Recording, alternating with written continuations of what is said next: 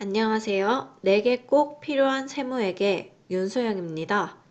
벌써 3주차 두 번째 시간이네요.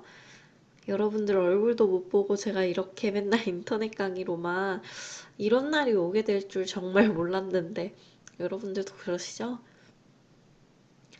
여러분들 힘들고 지치더라도 이게 전부 다 시험 범위에 들어가게 되니까요. 힘내시고 오늘도 화이팅 합시다. 지난 시간에 배웠던 것 한번 복습해 볼게요. 과세 거래가 뭔지에 대해서 배웠어요. 과세라는 게 뭐라고 했습니까? 세금을 부과하는 거라고 했죠. 세금을 부과하는 거래에는 뭐가 있을까? 크게 세 가지가 있다. 첫 번째, 재화 공급. 두 번째, 용역의 공급. 세 번째, 재화의 수입이라고 했습니다. 재화라는 거는 뭐라고 했었냐면요. 경제적 가치를 가지고 있는 유채물과 무채물. 용역은 뭐라고 했어요? 서비스. 재화의 수입은 뭐라고 했었냐면 다른 나라에서 우리나라 가져오는 거라고 이야기했었죠. 우리 그래서 지난 시간에는요. 이 재화의 공급 중에 실질 공급, 실제로 공급하는 거 배워봤습니다. 오늘 배울 내용은요. 간주 공급이에요. 얘만 배우고 나면 이번 시간이 끝납니다. 왜일까요? 그만큼 내용이 많고요. 설명할 내용이 많아서 그래요. 여러분들 너무 좋아하지 마세요. 그래도 제가 이게 조금 어렵고 조금 집중을 해야 돼요. 잠깐 다른 곳 갔다 오면 왜 여기를 설명하고 있지? 할 수도 있어요. 여러분들 그러니까 정신 바짝 차리고 따라오시는 겁니다. 오늘 배울 내용 재화의 간주 공급입니다. 지난 시간에는요. 실질 공급에 대해서 배웠죠. 실질 공급은 실제로 공급한 거. 간주 공급은 뭐냐면요. 간주하다라는 게 그렇지 않은 거지만 사실은 그렇지 않지만 그렇게 처리해줄게 하는 것을 간주라고 합니다. 간주하다라는 단어도 있죠. 그래서 그 단어예요. 그래서 간주 공급. 공급한 게 아니지만 그렇게 해줄게 라고 하는 겁니다. 이 말은요. 공급 의제라는 말로 세금에서 더 많이 불립니다. 여러분 프린트물 보면서 정리하고 계시죠? 지금 프린트물 보고 계셔야 돼요. PPT 인쇄하실 필요 없어요. 의제라는 말 뜻 제가 한번 적어드리고 갈게요. 의제는요. 본질은 아니지만 사실은 그렇지 않지만 동일한 것으로 처리하는 것을 의제라고 합니다. 법률적 용어라서 여러분들이 조금 낯설 수 있어요. 세무가 어려운 이유가 그것 때문이에요. 근데 사실 여러분들 별말 아니에요. 공급 의제. 본질은 아니지만 동일한 것으로 처리하는 것. 간주하다랑 말이 비슷하죠? 그래서 여기 뜻도 보시면 실제로 공급한 것이 아니지만 공급한 것으로 간주함이라는 겁니다. 이게 매출세액을 받아서 매입세액을 공제한 효과를 내는 것을 바로 공급의제라고 하거든요. 선생님 방금 뭐라고요? 이렇게 생각하시는 분들도 있을 것 같아서 우리 지난 시간에 배웠던 것들 다시 한번 보도록 하겠습니다. 지지난 시간인데요. 정확히 말씀드리자면 여러분 이걸 이해 못하시면 공급의제를 완벽히 이해하실 수가 없습니다. 꼭 잘 들어보세요. 지난 시간에 설명했기 때문에 간단하게 설명드리겠습니다. 공급 의제를 배우기 전에 지난 시간에 꼭 여러분들이 정확히 짚고 나갔어야 되는 거 한번 보도록 하겠습니다. 여러분 여기 식 먼저 보도록 할게요. 부가가치세를 구하는 공식입니다. 매출세액 빼기 매입세액은 부가가치세, 그러니까 납부세액이 된다고 했었는데요. 사업자들이 납세 의무자, 사업자들이요.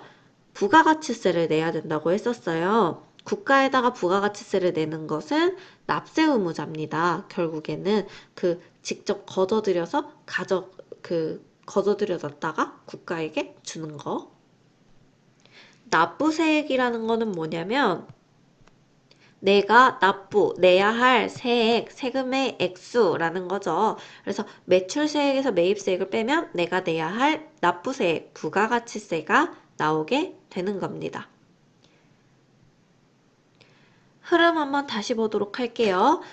우리 공장에서 도매업자로, 도매업자는 뭐라고 했었죠? 소매업자. 그러니까 소매업자는 우리가 보통 이용하는 슈퍼라고 이야기했었어요. 이런 슈퍼들에게 조그맣게 조금씩 나눠주는 더 큰 슈퍼의 슈퍼죠. 그러니까 슈퍼에게 슈퍼 역할을 하는 그런 사람들이 도매업자입니다. 그 도매업자가 소매업자에게 주고 소매업자가 결국 최종 소비자인 우리에게 판매를 하게 된다고 했었어요. 공장이 500원에 도매업자에게 물건을 넘겼을 때 500원의 부가세를 우리가 구입하는 사람은 내야 되죠. 구입하는 사람은 무조건 부가세 내야 되는 겁니다. 500원에 공급해줬으니까 500원의 10%가 부가세가 된다고 했습니다. 여러분 이거 무조건 기억하셔야 돼요. 부가세는 0.1을 곱하면 되죠? 그래서 500원에 10%인 50원 세금을 붙여서 550원을 도매업자에게 돈을 주게 됩니다. 도매업자도 마찬가지 500원의 물건을 샀잖아요. 500원짜리 물건을 정확히는 세금 포함해서 550원 줬죠. 1000원에 소매업자에게 팔게 됩니다. 소매업자는 물건을 사는 입장이죠. 물건을 사는 입장은 무조건 부가세 10%를 내야 되는 겁니다. 그래서 소매업자가 1000원에 10%인 100원을 붙여서 1100원의 돈을 내게 되는 거죠. 그리고 소매업자가 소비자에게 2,000원의 물건을 판매하게 됐어요. 그럼 이 소비자가 바로 2,000원에 10%인 세금을 붙여서 2,200원의 물건을 구입하게 되는 겁니다. 여기서 지난 시간에 수업을 열심히 들으신 분들은 아니면은 조금 열심히 들은 사람들은 다 흐름을 이해하겠지만 조금 듣다 많은 사람들은 선생님 그런데 부가세는요 최종 소비자가 납부한다고 하지 않았어요? 근데 왜 도매업자 소매업자는 최종 소비자가 아닌데 부가세를 다 냈어요? 라고 생각하실 수 있어요. 이거는 흐름을 보시면 이해가 될 겁니다. 공장에서는 매입한 게 없죠. 그래서 매입세액이 0원이에요. 매입세액은 어떻게 구했어요? 매입액에다가 10% 곱하는 게 매입세액이었죠. 매입을 하지 않았으니까 매입세액 0원입니다. 매출세액은요. 내가 매출액, 그러니까 공급한 금액에 곱하기 10%를 하게 되면 매출세액이에요. 여러분 도매업자에게 50원 받았었죠. 매출세액 여러분이 받아가지고 걷어서 국가에게 결국 내야 된다 했어요. 이 50원 이거 내가 내야 될 게 있습니다. 근데 이 50원 결국 누가 줬어요? 그쵸? 도매업자가 줬죠? 그래서 그 도매업자한테 준 50원, 500원짜리 물건 팔고 50원 세금 받은 거 결국 그냥 공장이 걷어서 내는 것 뿐이잖아요. 그러니까 공장이 결국 부담하는 세금은 0원이 되는 겁니다. 그리고 여기도 볼게요. 도매업자가 550원의 세금을 500원짜리 물건은 50원짜리 세금을 주고 매입했죠. 그리고 1000원의 물건을 팔았습니다. 그리고 소매업자가 100원의 세금을 냈어요. 100원의 세금을 냈으니까 이 도매업자가 100원의 세금을 걷어놔야 합니다. 그래서 그 매출에서 내가 1000원 매출해서 얻게 된 세액이죠. 그래서 매출세액 100원이 있게 되는 겁니다. 그리고 여기 있는 50원은 뭐예요? 그렇죠. 내가 매입할 때 물건 이 500원짜리 매입할 때 냈던 금액이 바로 50원이에요, 세금. 그래서 여기에 매입세액이 되는 거고요. 내가 내야 할 돈은 50원이 되는 겁니다. 근데 이 100원도 결국 어디서 받았던 거예요? 그쵸. 소매업자에게 받았던 돈이에요. 받았던 세금을 그냥 다시 돌려주는 것 뿐입니다. 소매업자 보도록 할게요. 소매업자는요, 물건을 1000원에 샀어요. 세금 포함한 100원 해서 1100원에 샀어요. 그리고 소비자에게 2000원에 팔았습니다. 소비자는 200원의 세금을 줬어요. 그래서 소매업자는 이 200원의 세금을 걷어 들여놨다가 국가에게 나중에 내줘야겠죠. 그래서 내가 매출한 게 2000원이니까 매출세액은 200원이었죠. 그래서 매출세액 소매업자가 내야 할 거 200원인 겁니다. 그리고 내가 100원에 매입을 했죠. 매입세액 여기 있었죠. 이게 여기에 들어가게 되는 겁니다. 소비자는 소매업자에게 세금을 내고 나서 더 이상 받을 데가 없죠. 그러니까 최종 소비자가 결국 세금을 부담하게 되는 겁니다. 이 사람들은 계속 받고 해서 받았잖아요. 2,000원의 세금 200원 내는 거 소비자한테 받은 거고 1,000원에서 100원 세금 내는 거 소매업자한테 받은 거고 공장도 50원짜리 세금 내야 되는 거 도매업자에게 받은 거예요. 결국 다 받게 된 겁니다. 그래서 결국 납세 의무자, 납세할 사람들은 그러니까 사업자죠. 세금을 부담하지 않았습니다. 결국 부담한 사람은요, 이 200원을 돌려받지 못하게 되는 담세자, 최종 소비자가 되는 겁니다. 그래서 부가세는 납세 의무자와 담세자가 나뉘게 된다고 했었죠. 여기 있는 이 금액들을 다 빼보면요, 50원에서 0원 빼면 50원, 100원에서 50원 빼면 50원, 200원에서 100원 빼면 100원. 이걸 전부 다 합치게 되면 소비자가 부담한 세금 200원이 되게 됩니다. 이 흐름을 이해를 하셔야 돼요. 이 매입세액을 옛날에 공제 받았었을 때 당시를 뭐 매입세액을 다시 빼주고 이렇게 하기가 복잡하니까 그냥 매출세액을 늘려주면 이 매입세액을 옛날에 공제받은 것을 퉁칠 수 있겠죠. 그 퉁치기 위해서 우리가 공급 의제를 하는 겁니다. 매출세액을 늘리게 되면 그 매입세액 공제받았던 걸 결국엔 내게 되니까요. 요게 이해가 안 되신다면 아까 복습한 내용 다시 보고 오셔야 됩니다. 재화의 간주 공급 의제 크게 6가지 종류 있습니다. 6가지 종류 한번 가볍게 배워보도록 할게요. 첫 번째는 면세 전용입니다. 여객회사가 있어요. 택시 회사도 운영하고요. 버스 회사도 운영하는 회사입니다. 일단 면세에 의의 한번 알아보고 갈게요. 면세라는 건 뭐예요? 말 그대로 세금을 면해주는 겁니다. 어떤 것에서 면해주는 거냐면요. 보통 기초생활 영위하는데 필수품들을 면세해줍니다. 세금을 제해주는 거예요. 이런 것들은 살아가는데 꼭 필요한 것들이니까 국가에서 세금을 제해줄게 라고 하는 것을 바로 면세라고 합니다.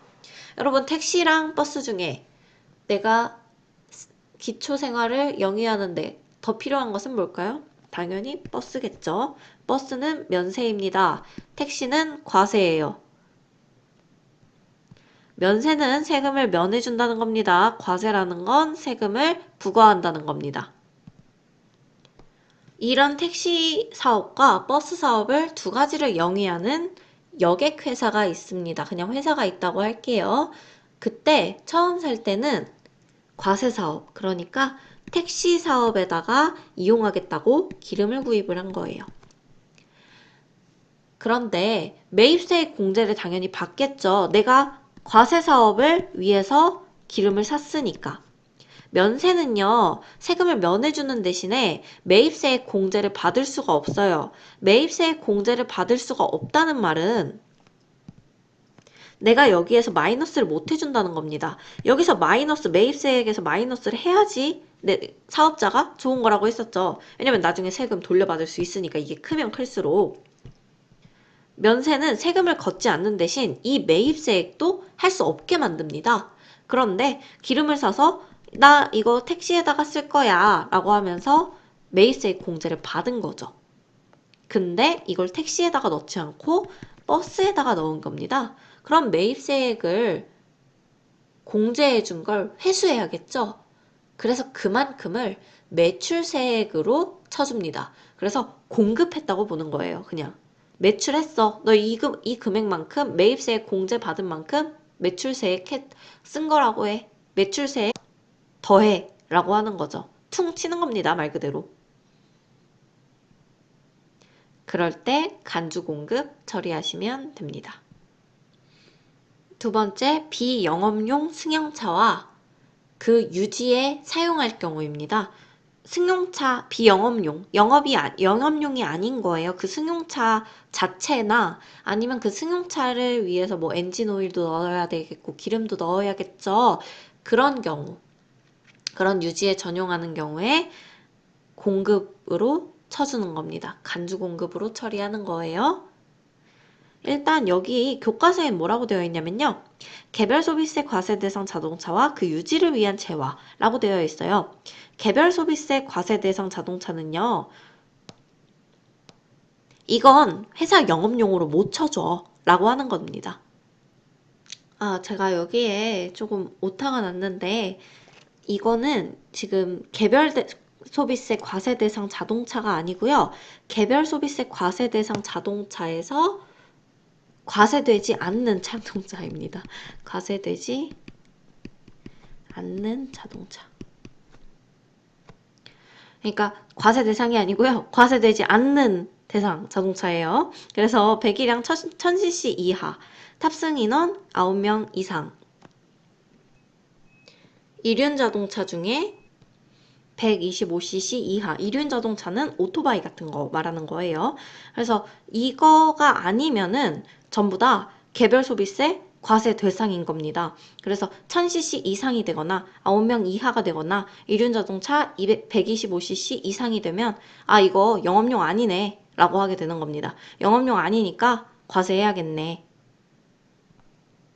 예를 들어서 기름을 샀어요. 근데 배기량 1000cc 이하 내가 영업용 자동차에다가 사용하겠다고 한 거예요. 얘가 만약에 뭐 영업용 자동차라고 1000cc 이하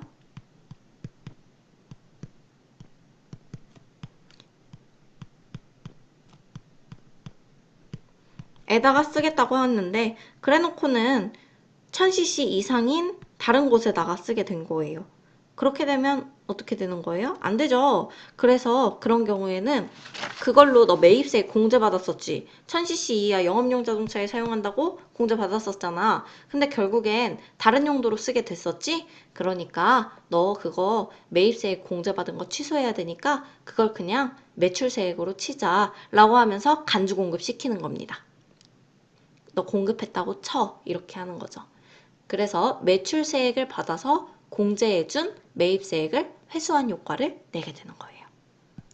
어려운 내용인데 잘 이해가 되고 있는지 모르겠네요. 이젠 조금 쉽습니다. 첫 번째 면세 전용이랑 두 번째 비영업용 승용차가 조금 어려운 내용이었어요. 개인적 공급은요.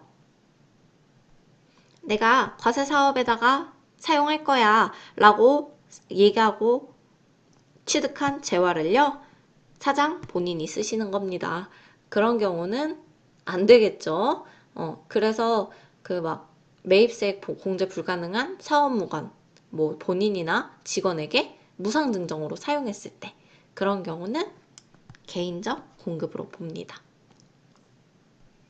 그래서 너 이때 매입세액 공제받았지? 그러니까 이거 그냥 매입세액 공제받았었으니까 매출로 치자. 용도 바꿔서 사용했으니까 이거 매출로 치자 라고 해서 간주 공급하는 겁니다. 얘도 퉁치는 효과 내는 거예요.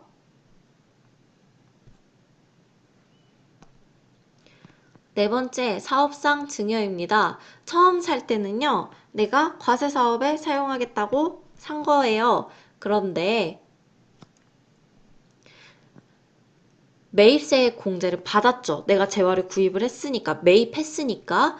그 후에 근데 이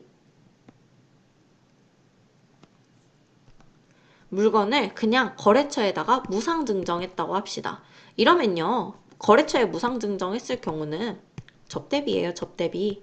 접대비라는 건요. 다른 우리 회사에 이익이 되는 사람에게 뭔가 싸바싸바 하면서 밥 사주고 뭐 사주고 이런 것들 다 접대비로 처리를 할 수가 있게 돼요. 우리 회사에서는. 그런데 이 접대비에는 한도가 있습니다. 그래서 이 접대비 한도를 잘 챙기는 것도 굉장히 중요하거든요. 이건 매입이 아니에요. 매입세액 공제를 받을 수가 없습니다. 그래서 매출세액을 그만큼 증가시켜 주게 되는 겁니다. 너 그만큼 매출한 걸로 치자, 간주 공급하자 라고 하게 되는 거죠. 폐업 시 잔존재화입니다. 폐업이라는 건 가게가 문을 닫는 거예요. 맨 처음에 내가 물건을 샀어요. 재화를 샀는데 그 재화를 다 사용하지 못한 거죠. 그리고 폐업을 했어요. 그러면 이 폐업하고 나서 남은 재화들 있죠. 이 재화들, 이 물건 재화들. 이걸 보통 어떻게 치게 되냐면요. 이 잔존재화라고 하거든요. 잔존이란 건 남은 거. 재화는 물건. 그 잔존재화는 사업자 본인에게 공급한 걸로 칩니다. 폐업할 때 이 남아있는 재화들은요. 그럼 이것도 본인에게 공급한 거죠. 자가 공급한 거죠. 결국엔 얘도 뭐예요? 그때 당시에 내가 팔겠다고 매입세 공제 받았지만 결국 팔았어요? 안 팔았어요? 아니죠. 폐업하고 나서 잔존재화 얘 걸로 결국 치게 돼버린 거잖아요. 그래서 매입세 공제 받은 만큼 간주 공급을 해주는 겁니다. 그래서 매출세액 받아서 공제해준 매입세액 회수한 효과 내는 거죠. 여기 둘 이상의 사업장이라는 건 뭐냐면 회사예요. 내가 그 물건을 만들고 뭐 회사의 그 장소를 사업장이라고 합니다. 두 개의 사업장을 가지고 있는 사장님이 있어요. 이 두 개의 사업장을 가지고 있는 사장님이 A 회사에서 B 회사로 재화를 넘겨준 겁니다. 재화를 직접 여기서 판매할 목적으로 타 사업장에 반출하는 것은 재화의 단순 이동으로 원래는 공급이라고 치지 않아요. 매출했다고 보지 않거든요. 그런데 부가가치세는요. 사업장이 두 개 이상인 경우에는 사업장별로 각각 신고하고 납부해야 돼요. 그래서 이런 경우에도 재화의 이동이라고 보지 않고 각각 신고 납부해야 되니까 간주 공급으로 보게 되는 거죠. 예외의 경우가 있긴 한데 그건 뒤에서 설명드릴게요. 또 그걸 다른 걸 또 설명드려야 돼서. 자, 우리 힘냅시다. 거의 막바지입니다. 이번엔 재화의 공급으로 보지 않는 거래들 보도록 할게요. 지금까지는요, 재화의 공급이 아닌데 그렇게 쳐주는 것들, 간주 공급 본 거고요. 진짜 이번에는 공급으로 보지 않는 거래들을 보도록 할게요. 여러분 프린트물에 있죠? 질권, 저당권, 양도담보 등의 목적으로 라고 되어 있는데 이거 그냥 별말 아니고요. 그냥 여기 보시면 제가 필기해 놓은 거 있죠? 채무 불이행시. 채무라는 건 뭐냐면 내가 뭔가 이 사람에게 갚아야 할 의무가 있는 것을 채무라고 해요. 돈을 빌리고 갚아야 하는 것. 그것이 바로 채무입니다.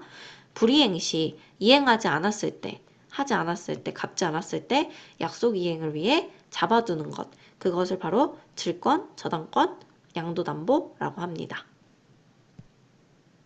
의 목적으로 동산, 부동산상의 권리를 제공하는 것이 있어요. 내가 돈 나중에 갚을게 라고 하면서 내가 못 믿겠지. 그러니까 내 건물을 너가 인질로 가지고 있어 라고 하는 경우가 있습니다. 그걸 뭐라고 하냐면요. 담보라고 합니다. 담보는요. 내가 만약 안 갚으면 네가 가져지 네가 가져 이렇게 한 게 아니란 말이에요. 그러니까 재화 공급 아닙니다. 아직은 내 거예요. 내가 안 갚으면 걔가 가져가는 거예요. 그래서 여기에다가는 담보 제공이라고 하면 됩니다. 사업장별로 사업에 관한 모든 권리와 의무를 포괄 승계하는 것, 남한테 한 번에 넘기는 것, 포괄적으로 넘기는 거, 포괄이란 건 넓게 넘기는 거라고 해요. 이걸 뭐라고 하냐면 사업의 포괄적 양도라고 합니다. 그래서요, 이 사업의 포괄적 양도 뜻 한번 그 그림으로 한번 설명드리도록 할게요. 얘를 왜 재화의 공급으로 보지 않냐면요. 얘가 양도자라고 합시다. 넘기는 사람은 양도자예요. 양수자, 받을 숫자 써서 양수자 받는 사람입니다. 이 포괄적으로 사업을 양수자에게 넘기는데요. 부가세는 어떻게 되죠? 넘기는 사람이 부가세를 받게 되는 거죠. 그러니까 양수자가 부가세를 주게 됩니다. 그리고 이 양도자가 받게 된 부가세는 결국에 신고를 하겠죠. 신고를 해서 양수자가 부가세를 납부하게 되면 양수자가 결국 그 금액을 받게 되는 거예요. 다시 한번 말씀드리자면 양도자가 양수자로부터 부가세를 받아서 납부를 해요. 부가세를 받아서 납부를 해요. 그런 다음에 양수자는 그 금액을 다시 매입세액으로 공제받게 돼요. 그러니까 실익이 없죠. 그래서 그냥 재화의 공급으로 보지 말자라고 하게 되는 겁니다. 재화의 공급으로 보지 않는 거래 세 번째입니다. 이건 바로 그냥 뭐냐면요. 알려드릴게요. 조세의 물납입니다. 조세라는 건 세금이죠. 물납이라는 건 뭐냐면요. 물건으로 납부했다는 겁니다. 물납이 가능한 조세는요. 상속세, 증여세, 종합부동산세, 법인세 이렇게 등이 있는데요. 내가 국가에게 세금을 낼 게 있었던 거죠. 세금을 재화로 냈어요. 물납으로 했어요. 그러면 지금 얘가 재화를 공급해줬으니까 국가가 결국에는 뭐를 해야 돼요? 부가세를 줘야 되죠. 공급받는 사람이, 최종 이 공급받는 사람이 부가세를 줘야 되니까. 그럼 또 뭐가 돼요? 나는 또 국가에게 부가세를 다시 내야 돼요. 웃기죠? 응, 이렇게 하면 실익이 없죠. 그래서 그냥 공급으로 보지 말자 해서 아예 세금을 걷지 않는 겁니다. 그리고 간주 공급으로 인정하지 않는 것들 한번 읽어보시고요. 괄호 여러분 교과서에서 찾으셔서 채워 놓으시면 됩니다. 지금까지는 재화의 공급에서 재화의 간주 공급 배웠습니다. 오늘 조금 어렵게 헷갈렸을 수 있는데 잘 따라와 주셔서 감사합니다. 고생하셨고요. 남은 하루도 화이팅 하세요.